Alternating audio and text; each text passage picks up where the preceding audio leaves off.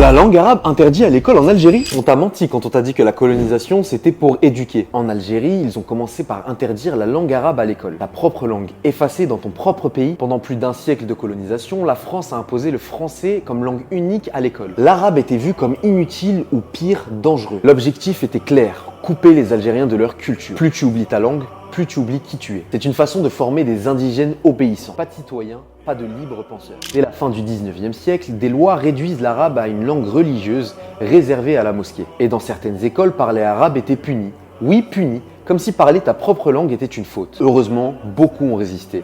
Des familles, des profs, des imams ont continué d'enseigner l'arabe en secret, parfois au péril de leur liberté. Parce que perdre sa langue, c'est perdre bien plus que des mots. C'est perdre sa mémoire. L'histoire de l'arabe en Algérie coloniale, c'est celle d'un combat pour exister. En 1962, l'arabe revient officiellement à l'école, mais les traces de cette politique coloniale, elles, sont encore là. Dans les mentalités, dans le système éducatif, et parfois même dans la honte qu'on a appris à avoir de sa propre langue. On t'a menti quand on t'a dit que l'arabe n'avait pas sa place à l'école. On l'a effacé pour mieux souvenir.